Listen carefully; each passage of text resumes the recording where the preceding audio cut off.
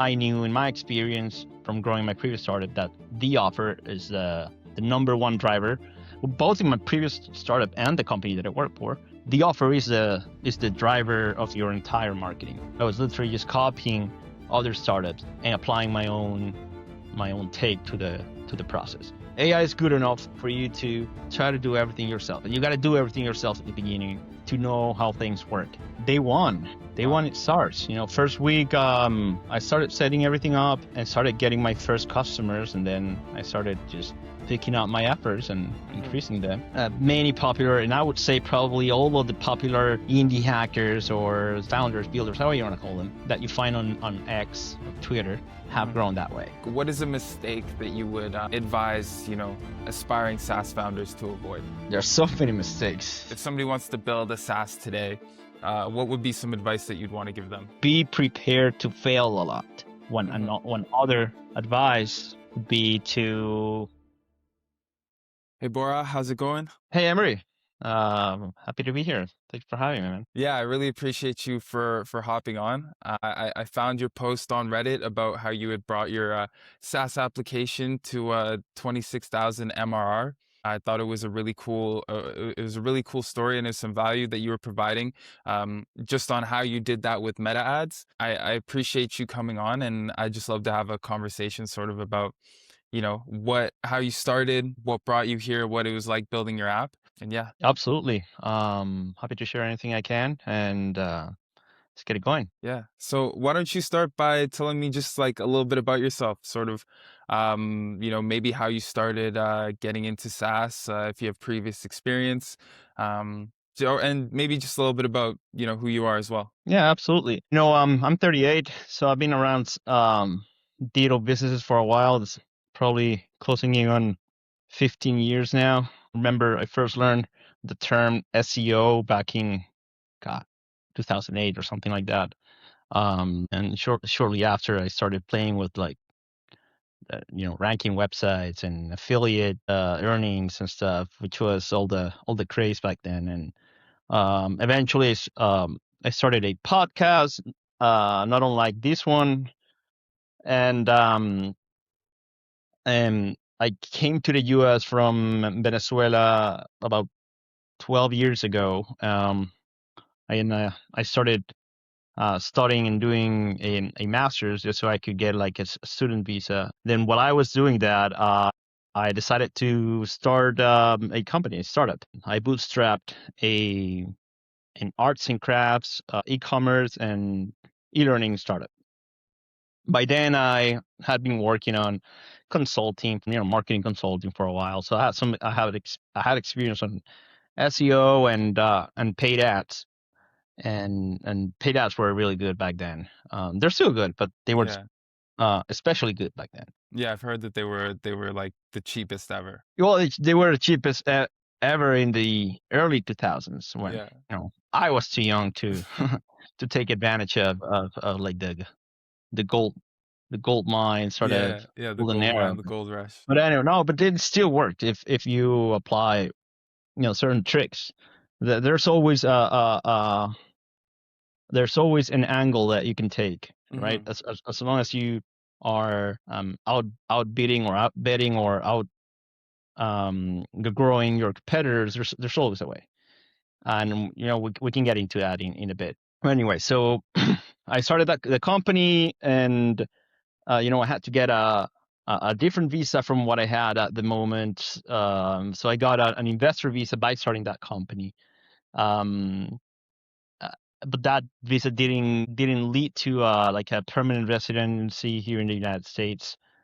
So after like 5 years of growing that company, I was thinking, I gotta sell my company, gotta do something about, if I want to stay here, when I have to get yet another visa or get a job or something. So I basically I found one of my biggest competitor at the time, sold from CNBC Universal to another company in Minneapolis called TN Marketing. So I reached out to the CEO of TN Marketing a couple months after the transaction and say, hey, and I cold email him and say, hey, congratulations for acquiring Craftsy, which was the company that got acquired. I have a similar startup, way smaller, but we're bootstrapped and profitable. Maybe you want to acquire it. So when he said, "Hey, very interested in talking, let's chat." Long story short, he offers to get me my immigration papers, my green card, if I came work for him, and I could keep my startup, which wasn't a threat to him because it was considerably smaller to what they were doing, and it was a perfect deal. It was like, all right, I'll come work for you, and so I did that. I still work for them, by the way, and we'll get into that soon. I started helping with localizing all their brands, and doing M&A. Reaching out to other potential people like myself, just in the buyer's shoes this time, so that team marketing could, maybe acquire them or acquire some of the assets. And I did that for maybe 2 years. And then about 2 years ago in 2023, we wanted to start doing influencer marketing on YouTube. And they asked me if I wanted to be part of it. I said yes. I think, I thought there was a great opportunity and in that space. So I started doing that, and I'm still doing that. Um, and so far I've hired probably close to 1,000 YouTubers, Wow. like yourself, like you're about to be, and done a bunch of deals there. And about 6 months ago, I said, I coding, and I've been I've coded for a long time as a hobby. I've never been a professional programmer or anything, and AI makes it 100 times easier. If you're just slightly technical, you can get into SaaS. Yeah. My recommendation would be learn security first. Spend maybe a month or so just learning everything there is about security. Talk to ChatGPT or your favorite AI about security best practices, and then start coding something. Yeah. Um, as long as you get that, you'll be fine. It feels like I don't know if you've heard of the Claude bot, but it seems like we're moving in the opposite direction with the with the Claude bot, where people give them full access to everything, and people wake up the next day and they've had $3,000 spent out of their account. I don't know if any of those stories are actually true. They all sound like attention grabbing and Yeah. like clickbait, but maybe they are. I don't know. But that sounds, yeah, that's crazy. It was to be expected that we would have AIs transacting and running while it was happening, Yeah. and I think it's gonna get even crazier very soon. Yeah, 100%. They just need to improve on the browser use a little bit, and it's game over. Yeah, then it's gonna be 100% bots on the internet. Um, Yeah. so you were so you had just started tinkering around with like really getting into coding and stuff. And then is that around when you started to consider making Rebel Growth? Yeah. So I sold my startup a couple of years ago while still working full time. And then last year I was just looking for something else, just bored, looking for a side project. I have like failed projects in between, a couple of them. Like I tried a bookkeeping AI, which worked great, but marketing that would have been a real hassle, just because of all the trust that goes into having to connect all your financials to a software tool, right? So I shelved that, um, and I had Rebel Growth was the same domain that I had from my podcast 10 Mm, years ago, which had great SEO use, backlinks and domain reputation and all that. So I repurposed it. I resurfaced some of my old blog posts, cleaned up the domain, and decided to launch an AI SEO tool because I saw several being popular around, and I thought I could leverage a lot of my skills to enter the space, even if hmm. it's crazy competitive, to be honest. Um, and I started preparing everything. And obviously, the first thing I did was trigger Rebel Growth for myself to start writing articles. But SEO, one way or another, it takes a long time. It would take months to start getting meaningful uh, traction. Um, so next thing I did was I was confident. I had a lot of experience on paid ads and influencer marketing.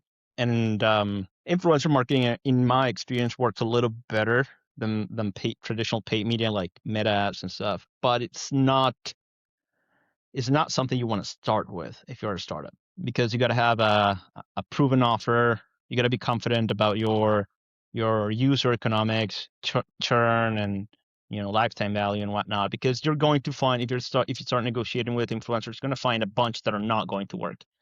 Only about 30% are actually going to work, but they will work well enough to carry the load of those that don't work. But in order to get to that 30%, you gotta spend money, right? And maybe you get unlucky and your first 10 deals flop before you get the chance to find those three that will really work. I knew it would be way easier to just start with meta ads and validate the concept, which was actually already validated. I wasn't the first one to enter the space. I was literally just copying other startups and applying my own take to the process. Capital growth, by the way, what it does is, the premise is to automate your entire SEO effort. Everything from keyword research, writing articles, getting cited on others and backlinks from other websites, so that both Google and AI, um, see your reputation and pick up on you and the whole thing. Right? The main idea is to have the system find what it's called high buying intent keywords, instead of just how to DIY kind of keywords that will just find you maybe a lot of volume, but a lot of tire kickers, people who are not really looking for a solution to buy right now. Uh, the approach should be rather to find like high buying intent, which are keywords like best coffee makers in 2026, something like that, right? So that's people who are researching a product and a solution, with a credit card in hand.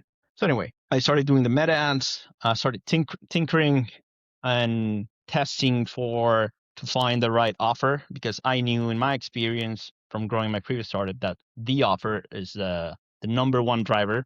Both in my previous startup and the company that I work for, the offer is the driver of your entire marketing.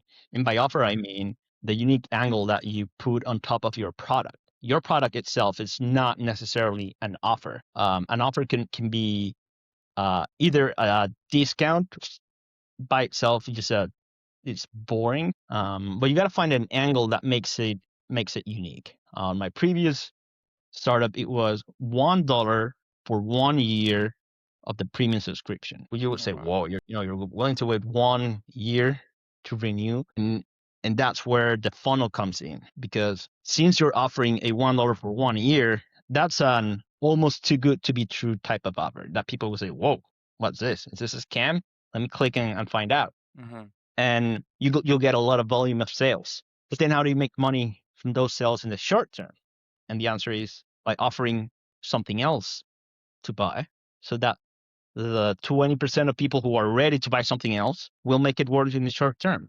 For me, at the time, that was a higher level subscription for like $50 a month, and where I would help the people signing up, like set up a Shopify store or an Etsy store, and set up Google ads and marketplace ads and all that. Like people who wanted to take their craft and make a business out of that. That was what that subscription was about. And about 20% of people would take it, and that would make the whole economics work. But the apps themselves would lead with the $1 for 1 year offer, because it's just human psychology that if you try to lead with and algorithms, if you just try to lead with, hey, start a free trial for a $50 a month subscription, it just flops compared to what I'm suggesting. Other offers that work really well for me that I learned from a guy named Russell Brunson. And I know a lot of people will know, and his books. It's what he calls a tripwire offer, which is like um, offering something very very low, free, and then just charging for shipping, or making shipping free and discounting the product a lot. something below $9. Anything that you could sell below $9, where the actual value would be 10 times more. So I would package like a pair of crochet hooks with a course of my platform, and and maybe like a set of patterns or something like that, and then you would put it all together in like, okay, so this is valued at this, and this is valued at this, and this is valued at this, but you're getting it all free, and you're just paying for shipping. That's what an offer is. Yeah. As opposed to you just a homepage. Was Hey, here's was a free trial. Was any of this because it sounds like you learned a lot of this, from like a long time of just like being in the SaaS game and everything. A lot of this sounds almost like the Hormozy offers books, right? With stacking the offers and being able to calculate everything to be, such a good deal that you have to take it. Deals that feel so good, that people feel stupid saying no. Is that something that you've read in the past? That's exactly that. Hormozy is a student of Russell Brunson, and he shares that story often. How he went to like a mastermind from Brunson, and Brunson told him, "Hey, what you got to do is this. Stop worrying about gyms, and then you got to start selling your knowledge and yada yada." And that's what he does, right? Mm-hmm. And that the offer is where it's at. That's So awesome. yeah, it's from reading all of those books and being in the space for a long time, Mm-hmm. and now I applying. Yeah. So you mastered the offer on Creative View was the name of the startup. Creative view, yeah. All right, Creative View was the startup. And then how have you transferred those skills over to Rebel Growth? Um, did you find that you leveled up your offer that you were running, just to another degree, or just stuck with the same principles? Yeah, the offer that I found is works for me, and I'm sure there's a lot more that I can test. But one that I found real quick that works is offering a 3-day free trial, and then which is by itself unusual, and then a discounted first month. As opposed to just a 3-day free trial into a full offer, or even a $1 trial for 30 days. 3-day free trial into a discounted month of 90%. So $9 for the first month, and then from the second month, it kicks in at full price, which as of today is $97, right? So the offer itself is unusual. I've never seen someone do like something like that, exactly like that. So that stops the scroll when you're on Instagram or what have you, um, and it also helps you optimize your ads for a purchase rather than just free trials, which Meta and Meta specifically is very literal about finding the type of conversion that you ask it to find. If you ask it to find people who start free trials, it will find you people who start free trials, but that doesn't mean those are the people that end and convert from a free trial Yeah. to a conversion. You'd be surprised how many people just love to cancel free trials. Well, you wouldn't Yeah. be surprised.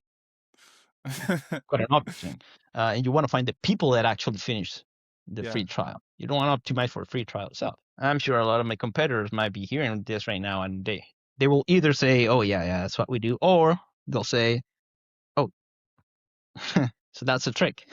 Yeah. Right? Yes. But anyways, that's what's working, and then I have an upsell just like I used to have on my other project, and that upsell makes up for in the short term for the revenue that I'm giving up. Wow. Yeah, that's awesome. So what I'm hearing here, and I believe you wrote in your article too, was like a lot of people pretty much are like half setting up their conversion metrics with Meta, so they're not able to fully teach Meta when they're running their ads, um, that they actually want people to buy it, right? So if you're half setting it up, you might find people who just click the free trial because Meta isn't optimized all the way for when people click that purchase button. Yeah, it's more so there's a bit of confusion to what you're saying. The reason it you might be doing it wrong is not necessarily because you're half setting it up. Half setting it up by itself is wrong. You want to set the whole thing up properly and have your Yeah. conversion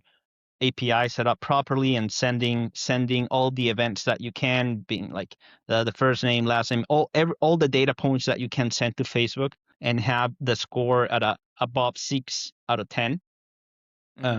That's one side. But the other thing is, you can literally mark your conversion events. You can say, okay, this is a free trial, someone who just completes the checkout but not hasn't necessarily paid. That's one event. And the other event is whenever Stripe or whatever your payment processor actually charges a credit card, they will send your app an event, a webhook event. And then once you receive that event, you trigger the conversions API again and say, hey, this is the event that I'm looking for, which for me happens 3 days after someone Yeah. signs up. And that's what you want to optimize when you're setting up your campaigns, and you select the event, the targeting event that you want to use, the conversion event that you want to use. That's the one that you want to select. Yeah. So that's very well optimized. So you know exactly for who you're targeting, and telling Meta exactly who you're targeting. Because I feel like a lot of people, when they're starting a SaaS, they might be blindly running the campaigns and not properly tracking everything. So they might think like, oh, Meta doesn't work, but it sounds like what you're saying is you really gotta make sure that you are letting Meta know who's buying and who's not. Okay, perfect. And in terms of when did growth really start for Rebel Growth? Day one. Day Wow. one it starts. First week, I started setting everything up, and started getting my first customers, and then I started just picking up my efforts and Mm-hmm. increasing them. My priority is my full-time job, and it's Mm-hmm. going to be for the foreseeable future. And I only work on Rebel Growth on my spare hours. I don't want to go over, I don't want to step over my own effort. I have a lot of inboxes and deals to close on my full-time job. So I got to be very Mm-hmm. mindful of that, and how I leverage, how I increase my efforts, my growth efforts. Mm-hmm. Which is why I try to pace anything from increasing advertising budget to just outreach or whatever. But it's been steadily growing. I'd say 30% month over month. But yeah, to answer your question plainly, the first week that I launched, I started getting my first customers because I had a plan. Mm-hmm. And I knew what to do, right? It was my first time, and like I said, I had 2 projects in between failed. I didn't put too much effort into them. It was just side projects.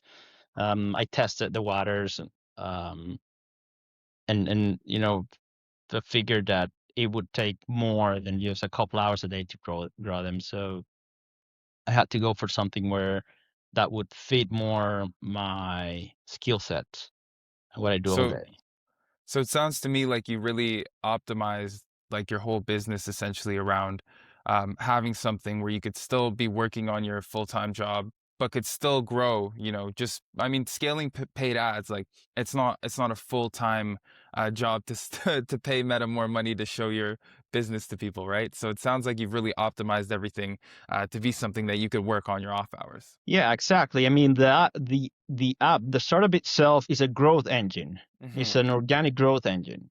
Um, and I purposely built it, selected it so that it could grow itself Mm-hmm. organically to a degree, of course. While I leverage all of my, you know, paid skills so that I could spend the least amount of time working on growth, and the other time just building and customer support. That's awesome. In terms of like for anyone else starting a SaaS, would you say that paid ads would be the best way to start? Or would you say it I really don't know. depends? That's a tricky question. I get asked that a lot. If you have money to spend and invest, which is not the norm, I would say yes. Be mindful that your first couple $1,000 are going to be learning, and you're going to burn through your first couple $1,000 and might not have an immediate return on them. the return is the learnings that you're gonna have. Mm-hmm. Once you figure out that offer, then yes. So technically, if you do everything right, proper optimization, have a proper offer, have a funnel with upsell offers, have your follow-up emails and points so you can make the most of every purchase that you're already making, have more products to sell, everything right, then yeah, go and give it a try. If this is your first rodeo, then don't do paid ads first. Figure out if anyone's willing to pay it first, do organic, do the traditional hustles, do cold outreach. SEO itself, just SEO takes a while, so you have to be committed long term if you want to be serious about SEO.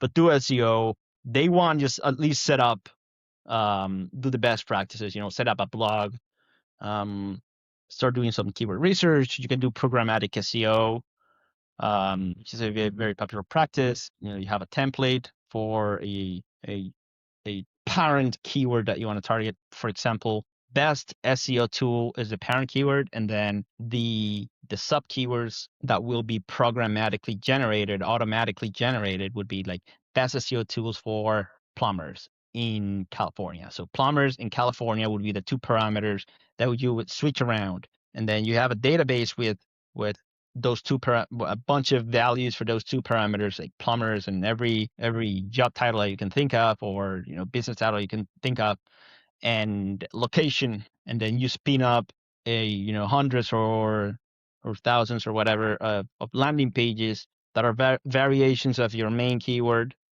based on those two parameters, right?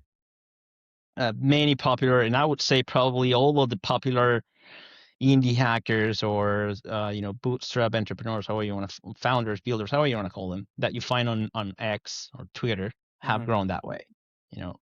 They just figured out an angle where they can get a lot of SEO traffic, and it's worked for them. Like, I can name you Peter Levels, Danny Postma, um, young folk. I don't know if I'm pronouncing his name right, but I could probably name a dozen or so popular people on X who build in public, And whose main yeah. mission is programmatic SEO.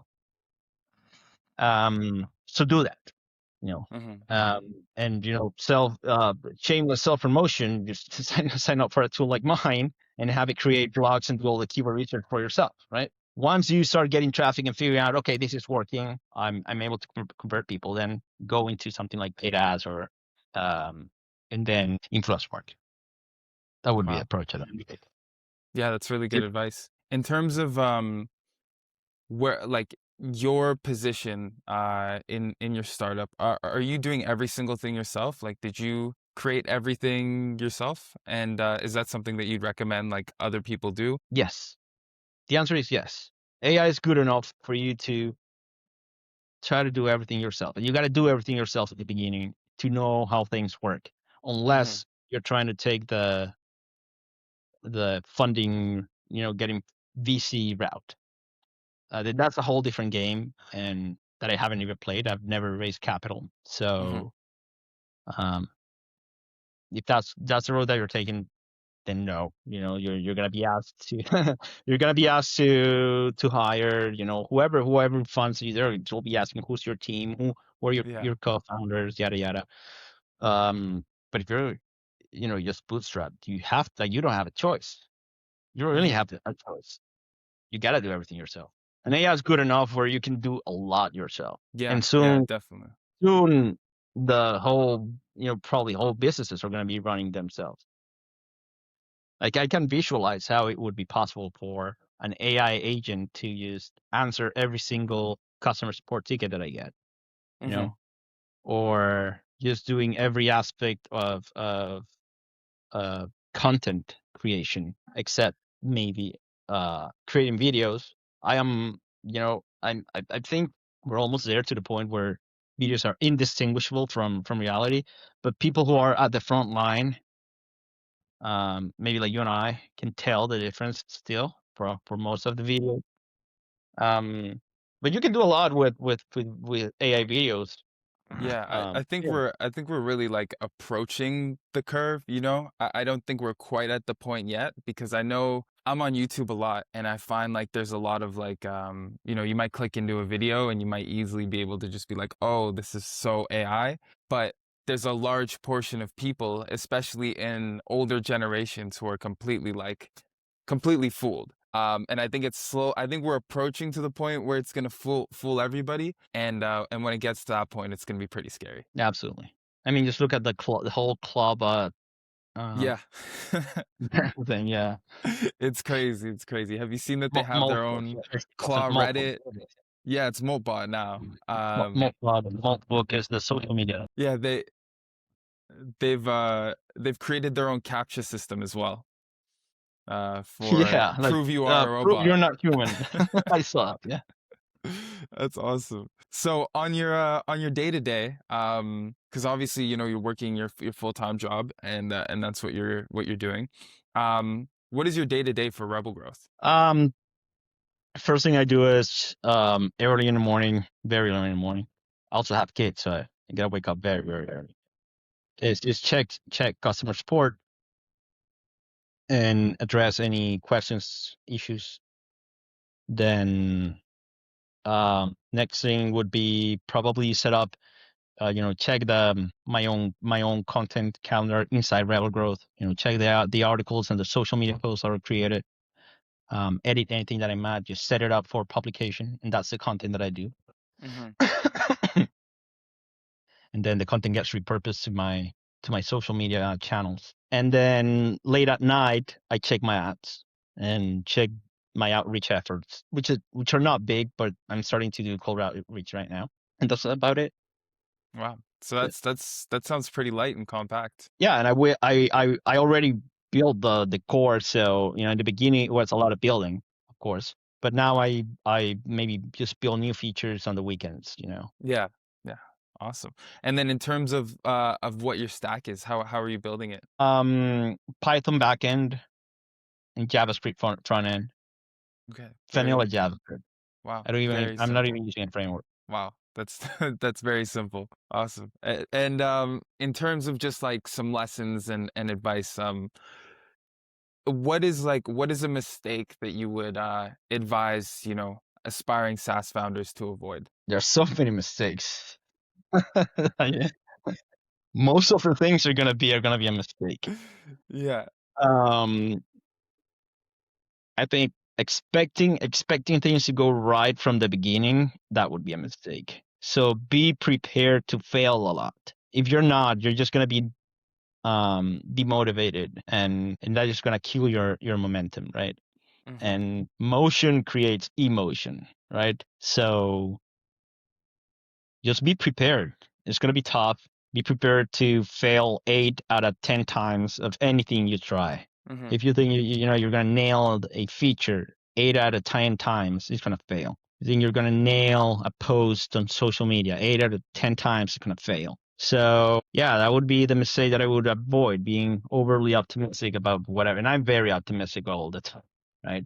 So I learned the hard way. If you want to stay motivated, just expect things to fail very often. If you have that mindset, you'll just be shielded against, your disappointments. So So a good way to put it might be like failure is a sign that you're on the right track. if you don't quit, Yeah.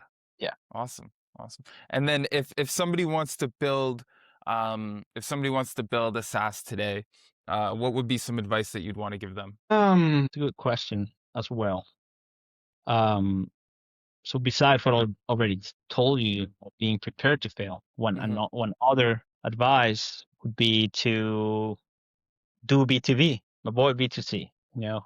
Mm-hmm. Try solving businesses' problems, because businesses are more willing to pay than just you know consumers. Awesome. Awesome. And in terms of any last things, you know, where can people find you? Is there anything you want to plug?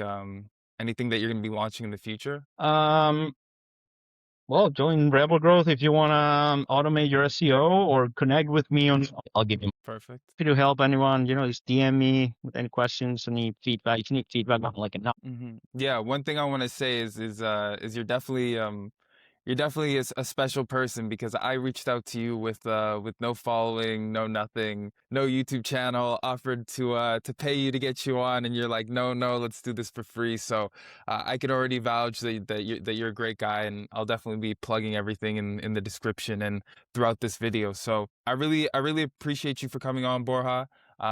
It's been a great conversation we've had here, and yeah, looking forward to see the growth of Rebel Growth. that was good. Um, thank you for having me, man. I appreciate it. I appreciated you finding value on my Reddit posts and wanting to reach out and getting me on the podcast. And I've been on your shoes. I had a podcast, so I remember my first interview. I did like 75, and I quit. And that's something I regret. I wish I had kept going all the way Yeah. into 10 years. I bet I would have taken and gotten a lot more from just sticking with it. So stick with it. Appreciate it. Appreciate it a lot. Awesome. Well, yeah, thanks for coming on. And, hopefully we have you on again in the future because this has been an awesome first conversation. Yeah, absolutely, man. Take care. Cool. Talk soon. Bye.